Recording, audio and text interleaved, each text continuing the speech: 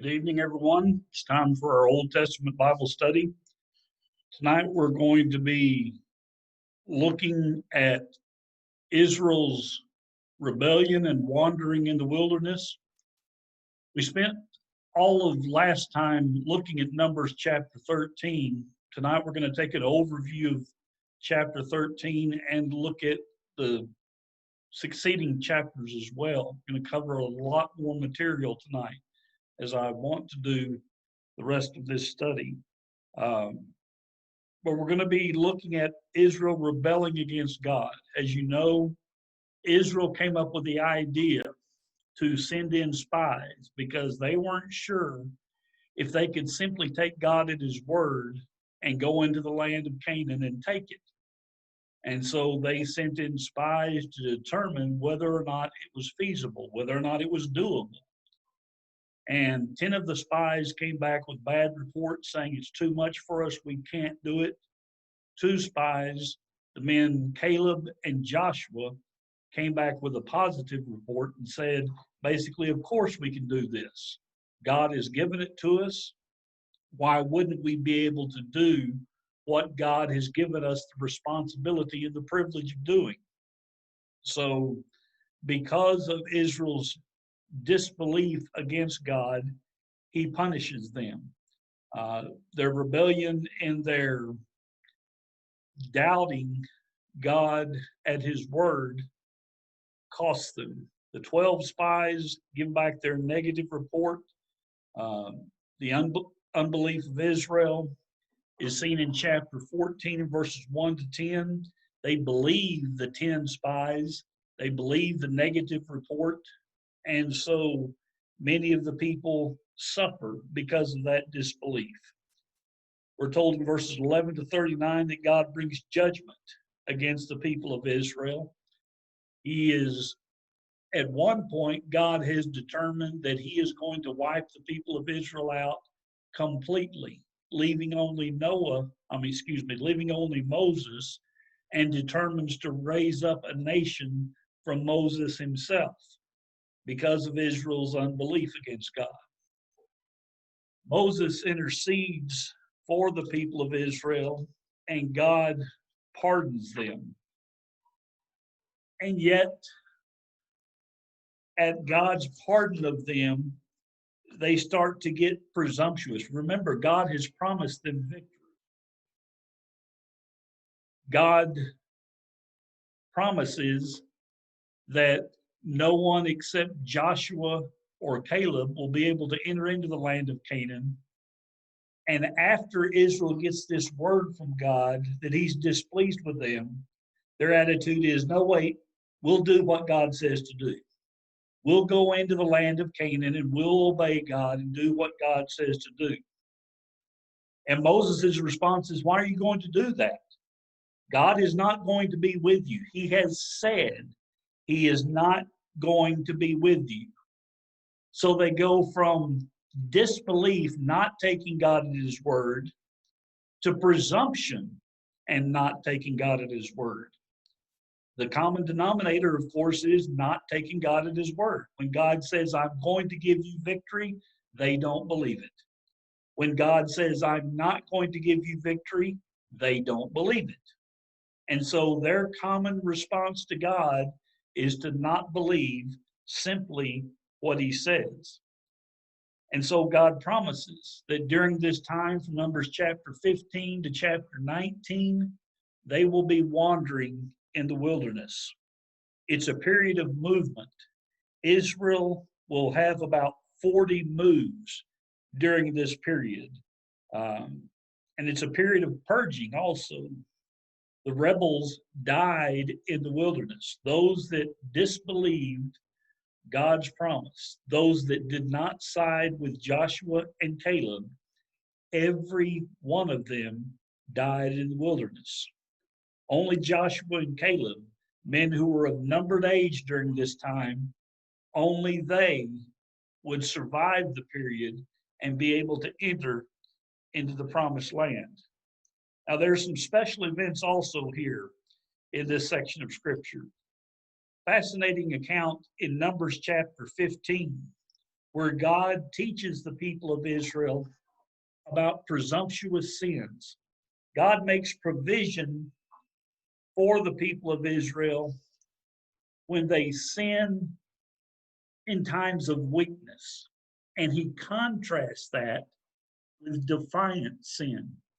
I want you to read with me in Numbers chapter 15 and verse 22. Numbers 15 and verse 22.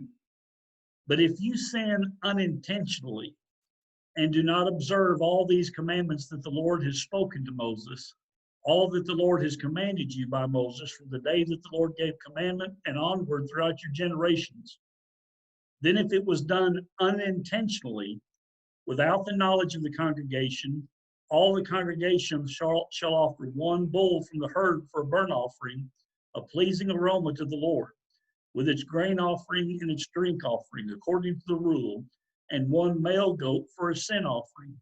And the priest shall make atonement for all the congregation of the people of Israel, and they shall be forgiven, because it was a mistake.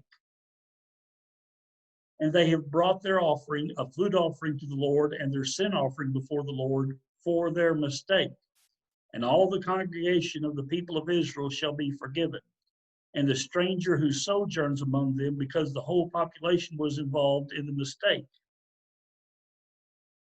If one person sins unintentionally, he shall offer a female goat a year old for a sin offering.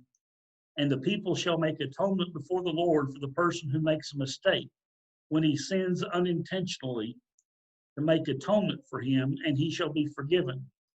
You shall have one law for him who does anything unintentionally, for him who is native among the people of Israel, and for the stranger who sojourns among them.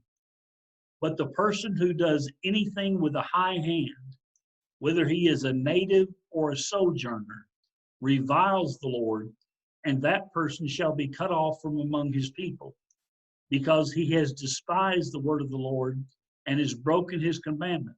That person shall be utterly cut off. His iniquity shall be on him.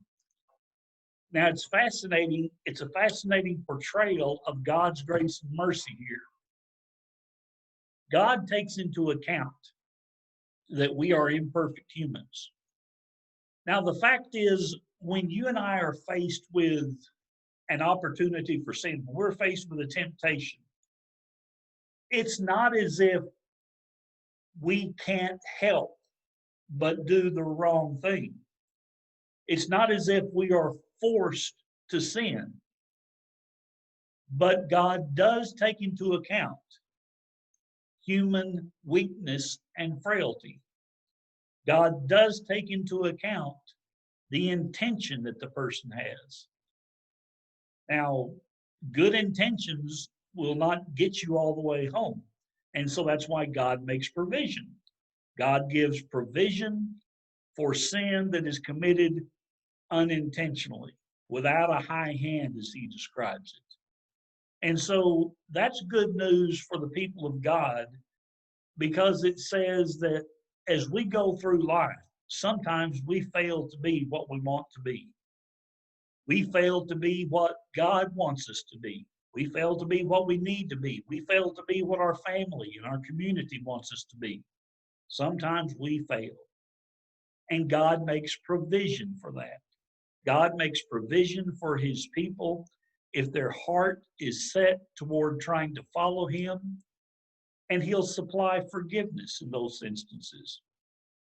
But God makes a clear distinction between the person who sins unintentionally and what he describes as the person who sins with a high hand, a person who is defiant against God, a person who is determined to have his or her way no matter who dislikes it, regardless of whether God likes it or not, regardless of whether the community of faith likes it or not.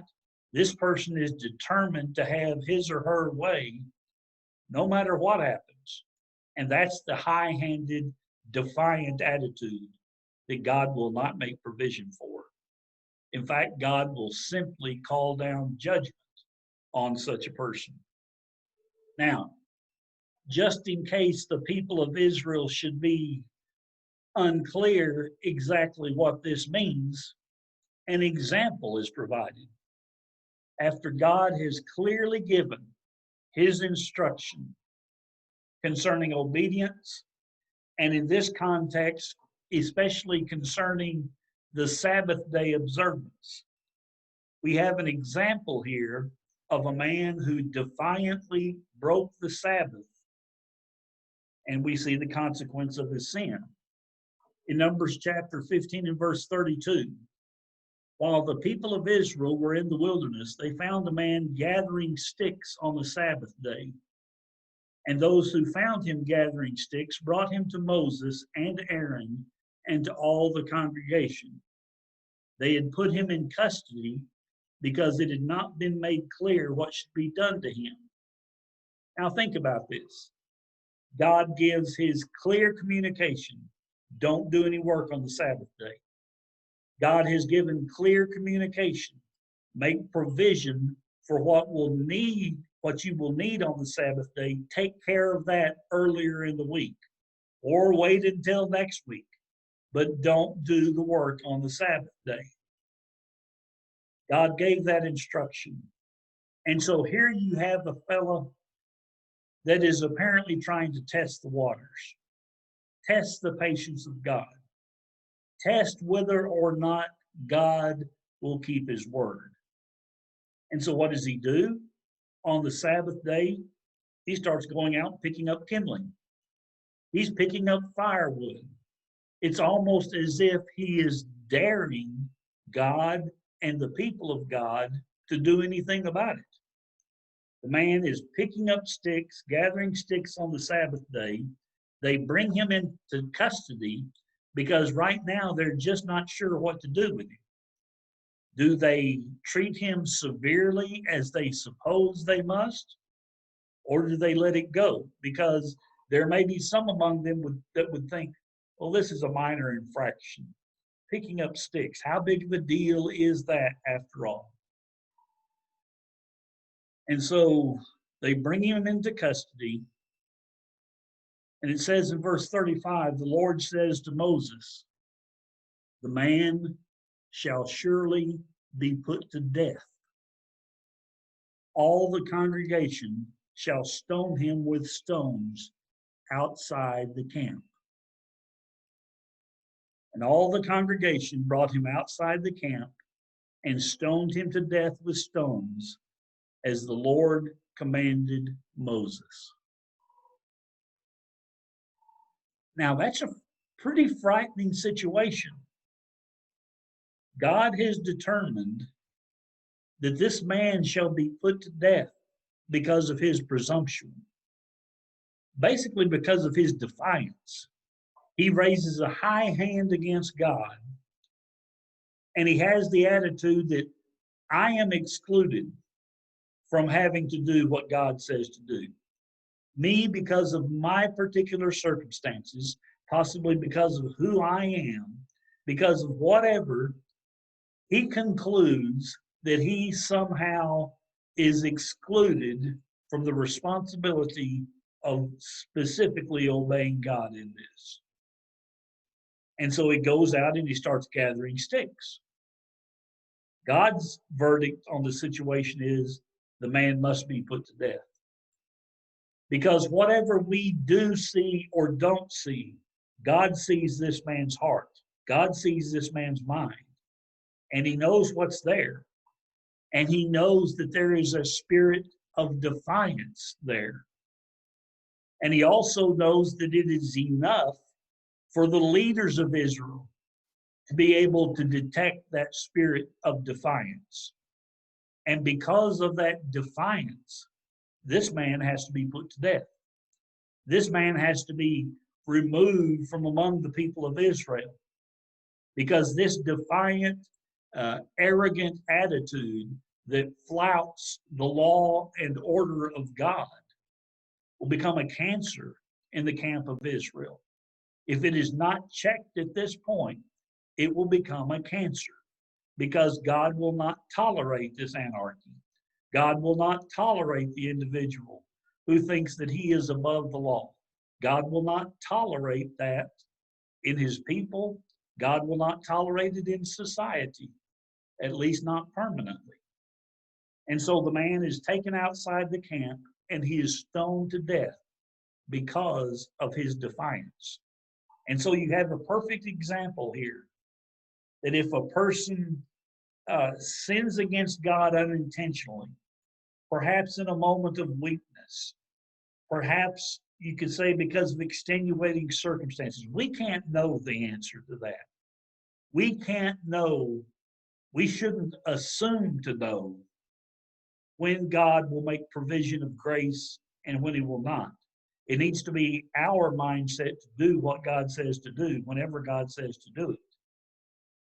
And God, in his goodness and in his wisdom and mercy and grace and love, God will extend grace where he sees fit to extend grace. But where God perceives indifference and defiance toward him, he makes clear here that such a person will not be a recipient of grace. And so there is an attitude there, there is an example there, rather, for me and for you. Simply do what God tells us to do. Be a law-abiding person. Don't be presumptuous. Don't be defiant against the orders that be. Simply obey what God says to do. And God will work with us. God, when we fail, will forgive us. He makes clear from this passage. But if we should be defiant, if we should have a high hand toward God or those that he has put into authority, God will punish. He makes that very, very clear. And in order for Israel to really remember this situation, God gives a reminder for them at the end of Numbers chapter 15. The Lord said to Moses, "Speak to the people of Israel and tell them to make tassels on the corners of their garments throughout their generations, and to put a cord of blue on the tassels of each corner.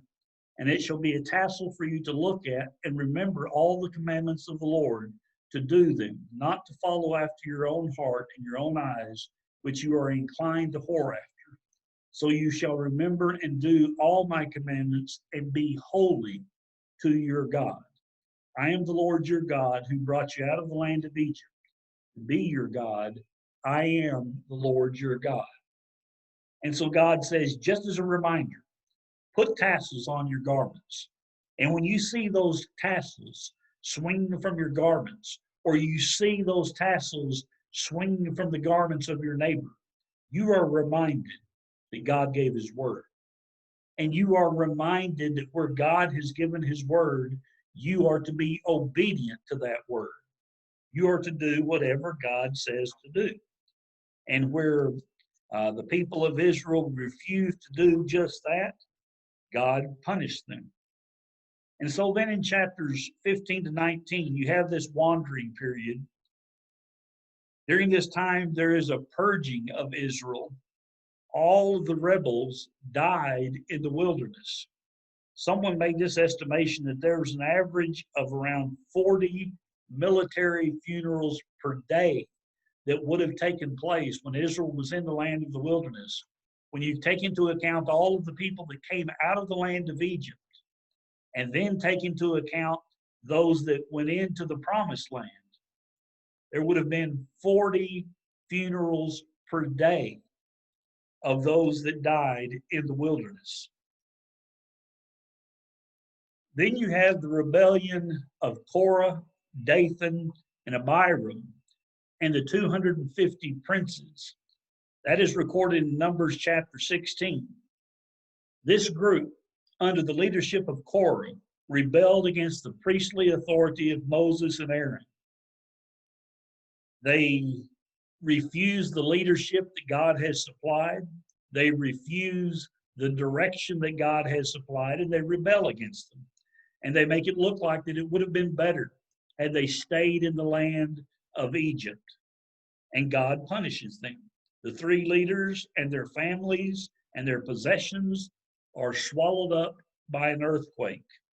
The 250 princes are destroyed by a fire from the Lord. And God gives a divine sign of warning to the people of Israel.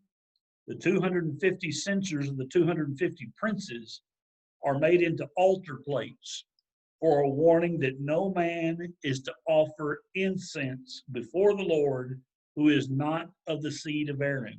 When God says particularly one clan is to offer sacrifice, when God says particularly one people is to offer the priestly duties that God has prescribed, he means that. And everyone else stay away from it. Then you have the rebellion against the whole congregation of the people of Israel. The last part of chapter 16 into chapter 17.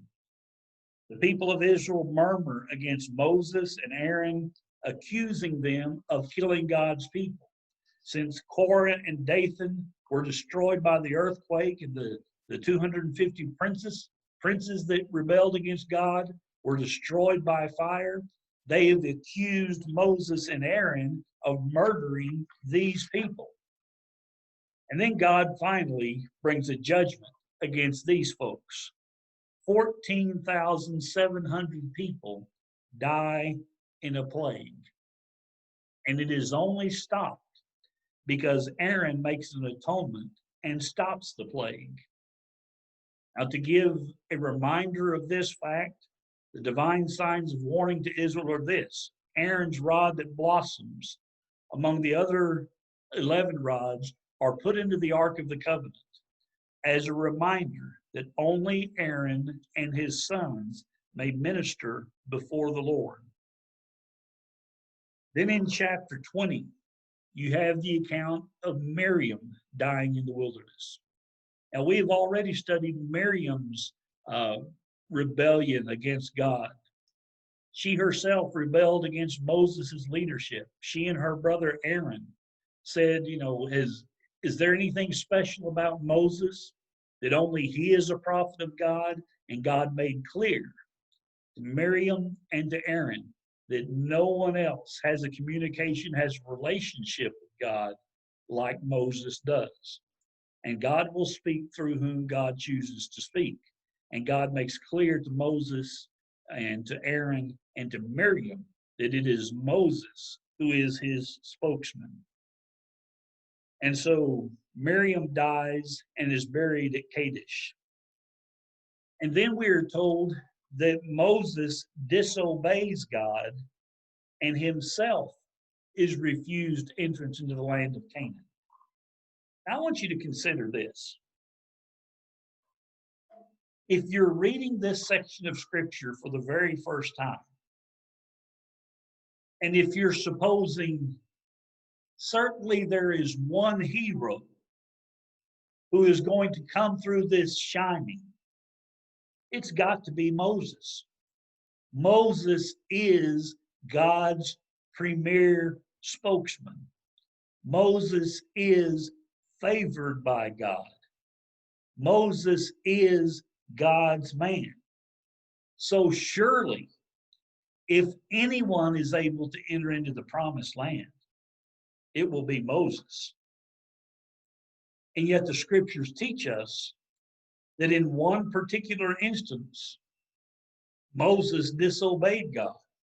And in the book of Deuteronomy later, when Moses revisits this event, he'll really blame it on the people of Israel. He says, it's your fault that I don't get to go into the promised land.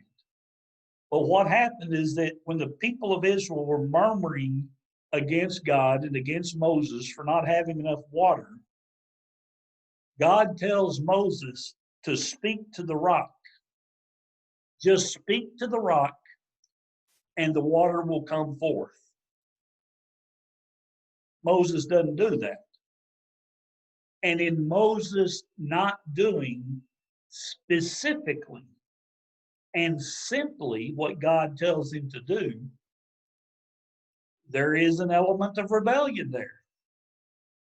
Not that Moses has turned against God wholeheartedly, not that Moses has lost his relationship with God, But in this instance, at this time, Moses has failed.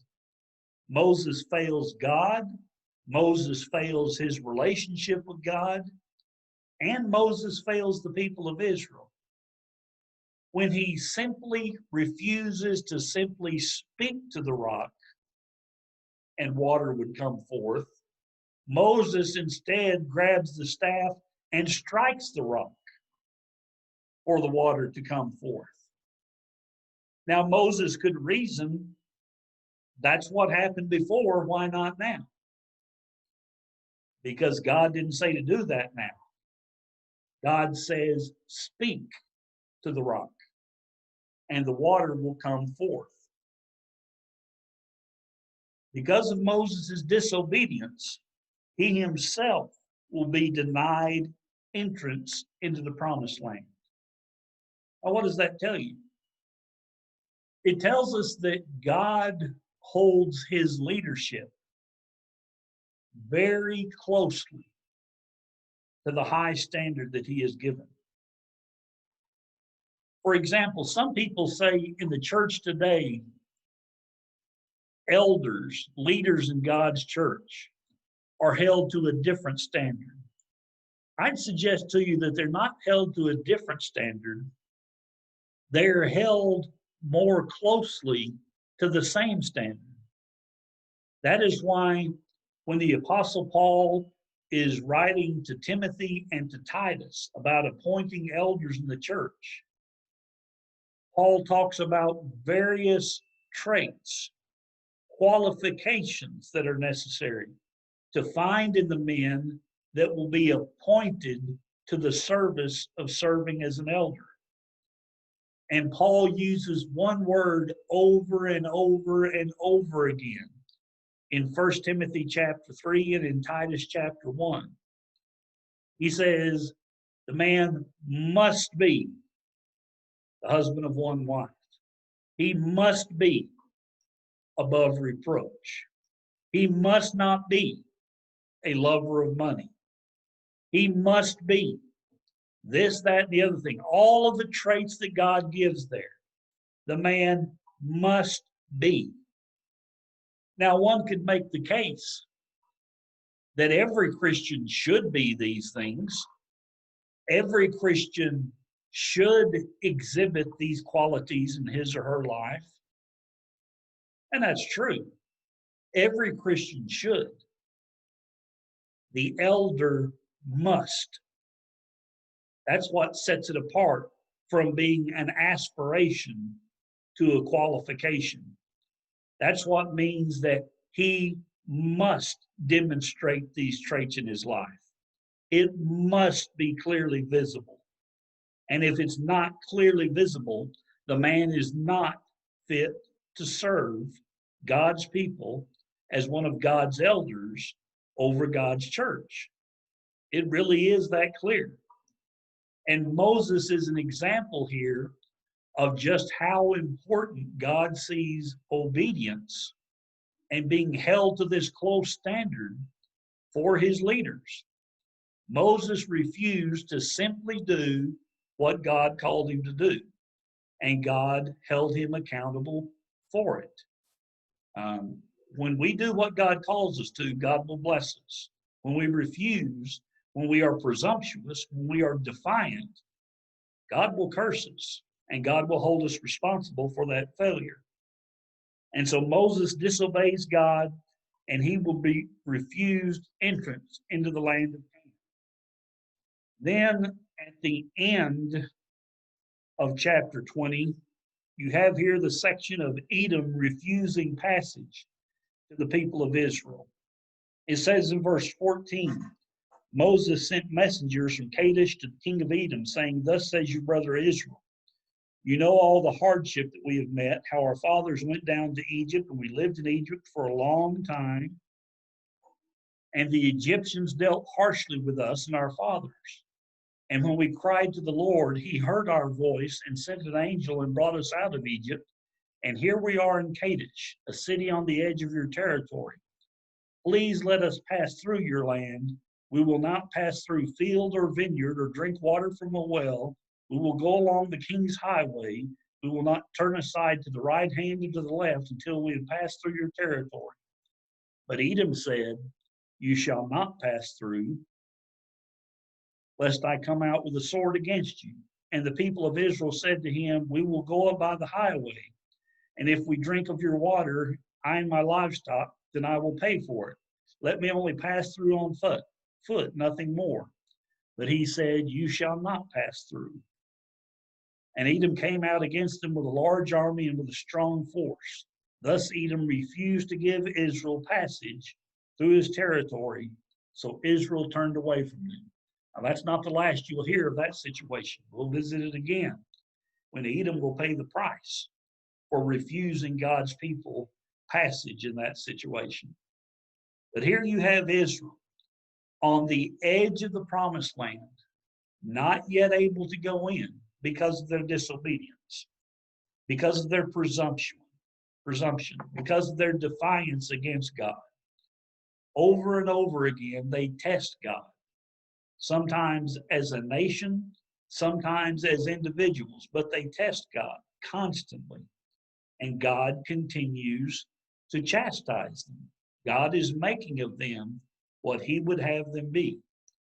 And so the lesson for me and the lesson for you for all time is that let us be a people of God who simply takes him at his word, does what he tells us to do, and is not presumptuous in trying to go off on our own course, and is certainly not defiant, raising our high hand against God, determining that we're going to have our way instead of his. Let us be simply faithful and submissive to God, and he promises that he will bless us. Thank you for your time.